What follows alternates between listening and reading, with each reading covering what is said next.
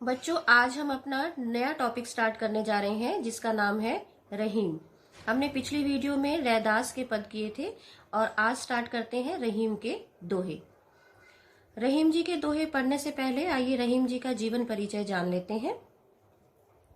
रहीम का जन्म लाहौर, जो कि अब पाकिस्तान में है, उसमें सन 1556 ईस्वी में हुआ। इनका पूरा नाम अब्दुर रहीम खान खाना था। रहीम अरबी, फारसी, संस्कृत और हिंदी के अच्छे जानकार थे। इनके नीतिपरक उक्तियों पर संस्कृत कवियों की स्पष्ट छाप परिलक्षित होती है। रहीम मध्ययुगीन दरबारी संस्कृति के प्रतिनिधि कवि माने जाते हैं। अकबर के दरबार में हिंदी कवियों में इनका महत्वपूर्ण स्थान था। रहीम अकबर के नवरत्नों में से एक थे। रहीमदास जी की प्रमुख कृतियां हैं रहीम सतसई, श्रृंगार सतसई, मद नाष्टक, रास पंचाध्यायी, रहीम रत्नावली, बरवै, भाषिक, भेद वर्णन। ये सभी कृतियां रहीम ग्रंथावली में समाहित है। इसके अतिरिक्त रहीमदास ने जो अपने दोहे लिखे हैं उसमें इनके नीतिपरक दोहे ज्यादा प्रचलित हुए हैं, जिनमें दैनिक जीवन के दृष्टांत देकर कवि ने उन्हें सहज, सरल और बोधगम्य बना दिया है। चलिए स्टार्ट करते हैं बेटा दोहे। रहीमन धागा प्रेम का, मत तोड़ो चटकाए, टूटे से फिर ना मिले, मिले गांठ पर जाए। रहीमदास जी अपने इस दोहे में कहते हैं कि प्रेम का और सौहार्द का, आपसी प्रेम और सौहार्द के धागे को, यानी उन रिश्तों को जो प्रेम से बंधे हुए हैं, उनको कभी नहीं तोड़ना चाहिए। क्यों? टूटे से फिर ना मिले। अगर वो टूट जाते हैं तो वो दोबारा नहीं जुड़ पाते। मिले गांठ पर जाए। और अगर उनको जोड़ा भी जाता है तो जिस प्रकार से धागा अगर हम तोड़ते हैं और धागे को तोड़कर दोबारा जब जोड़ते हैं तो उसमें एक गांठ आ जाती है, उसी प्रकार आपसी जो रिश्ते होते हैं, प्रेम और सौहार्द के जो रिश्ते हैं, अगर उनमें एक बार खटास आ जाती है तो दोबारा उन रिश्तों के मिलने से कोई लाभ नहीं होता, अर्थात पहले जैसी बात उन रिश्तों में नहीं रहती। इसीलिए रहीमदास जी जोर देते हैं कि प्रेम का धागा कभी नहीं तोड़ना चाहिए। नेक्स्ट आते हैं बेटा, रहीमन निज मन की बिथा, मन ही राखो गोए, सुन अठिले हैं लोग सब, बांट न ले हैं कोई। इस दोहे में रहीमदास जी कहते हैं कि प्रेरित करते हैं लोगों को अपने मन की जो बिथा है, बिथा का अर्थ होता है व्यथा यानी दुख, अपने मन के दुख को मन में ही रखना चाहिए, यानी किसी दूसरे को उसको नहीं बताना चाहिए। मन ही राखो गोए, गोए यानी छिपाकर, कि अपने मन का जो दुख है, आपके मन की जो परेशानी है, उसको अपने मन में ही छिपा कर रखना चाहिए। सुन अठिले हैं लोग सब, अठिला यानी मजाक उड़ाना या उपहास करना। ठीक है, आप जिसके सामने अपने दुख को रखते हो वो व्यक्ति क्या करते हैं, सब बांट न लहे कोई, आपके दुखों को बांटते नहीं हैं, अपितु क्या करते हैं, पीठ पीछे आपके दुखों का मजाक उड़ाते हैं, आपकी स्थिति का मजाक उड़ाते हैं। इसी प्रकार रहीमदास जी यहाँ पर हम सबको प्रेरित करते हैं कि अगर व्यक्ति को कोई भी दुख है, कोई परेशानी है, उसको अपने मन में ही रखो, दूसरों के उपहास का कारण अपने आप को न बनने दें। नेक्स्ट है बेटा, एके साधे सब सधै, सब साधे सब जाए, रहीमन मूल ही सींचिबो, फूले फले अघाए। अघाए यानी तृप्त होना, संतुष्ट होना। इस दोहे में रहीमदास जी क्या कहते हैं कि एक साध है सब सद है, यानी एक, केवल एक परमात्मा को ही अगर आप उसकी आराधना करते हो तो आपको समस्त समाज की जो उपलब्धियां हैं वो प्राप्त हो जाती हैं, है ना। सब साध है सब जाए, किंतु अगर आप केवल परमात्मा को ही ध्यान में नहीं रखते हो, परमात्मा की आराधना नहीं करते हो, तो क्या है, जो भी भौतिक वस्तुएं आपके पास हैं उन सब का कोई अर्थ नहीं रह जाता, परमात्मा का अगर आपके पास अस्तित्व या उसका स्थान नहीं है।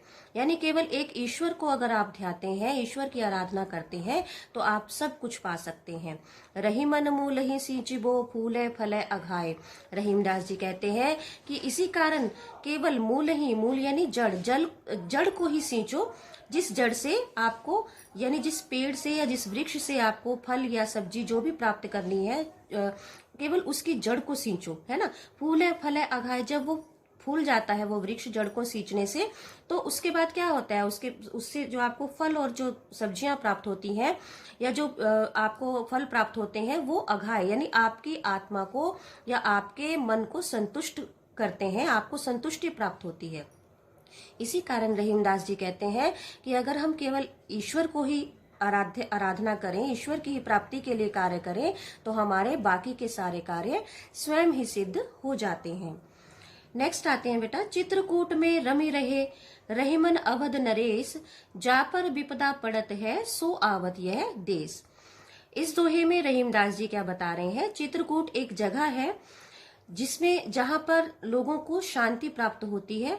तो यहाँ श्री रामचंद्र जी जब 14 वर्ष का वनवास उन्हें प्राप्त हुआ था, तो मन की शांति प्राप्ति के लिए रामचंद्र भी वहां से जो है चित्रकूट गए थे अयोध्या से।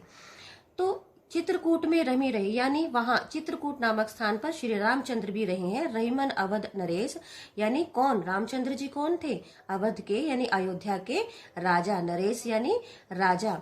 जा पर विपदा पड़त है सो आवत यह देश। इसी कारण कोई भी वह व्यक्ति जिस पर कोई विपदा या कोई समस्या आ जाती है तो वह व्यक्ति कहाँ जाता है, चित्रकूट में जाता है शांति की प्राप्ति के लिए, जहाँ श्री रामचंद्र जी यानी अयोध्या के राजा अपनी आत्मिक शांति के लिए गए थे।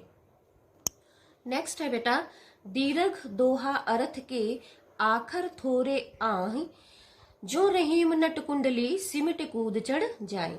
इसमें रहीमदास जी क्या कहते हैं कि दोहा एक ऐसा छंद है जिसमें अक्षर तो थोड़े होते हैं, आखर, आखर यानी अक्षर, थोड़े यानी थोड़े, है ना, आही यानी आते हैं, कि दोहे में अक्षर तो थोड़े होते हैं किंतु उनमें बहुत गहरा अर्थ छिपा होता है।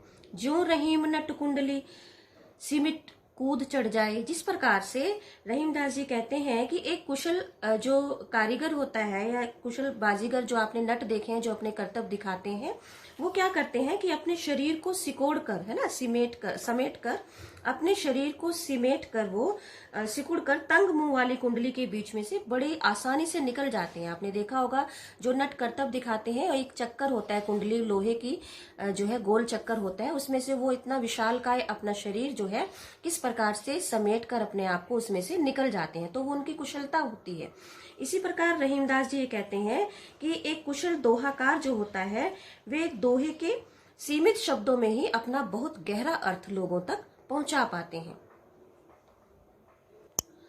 धन रहीम जलपंक को लघु जिए पियत अघाय, उददी बड़ाई कौन है जगत पियासो जाए।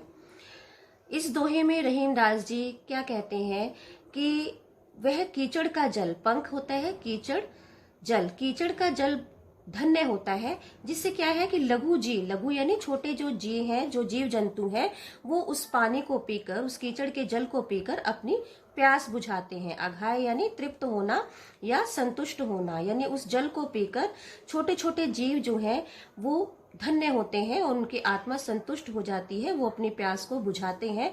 तो वो कीचड़ का जल ही बहुत मेरे लिए महान है और धन्य है।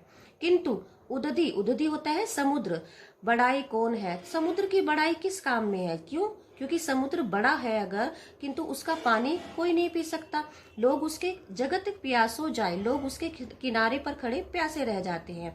क्यों रह जाते हैं, क्योंकि उसका जल खारा होता है, अर्थात वह किसी भी जीव की, किसी भी व्यक्ति की प्यास नहीं बुझा सकता। कहने का तात्पर्य ये है कि अगर आप बड़े हैं तो आपके अंदर कोई गुण अगर नहीं है तो आपके बड़े होने का कोई भी लाभ नहीं है।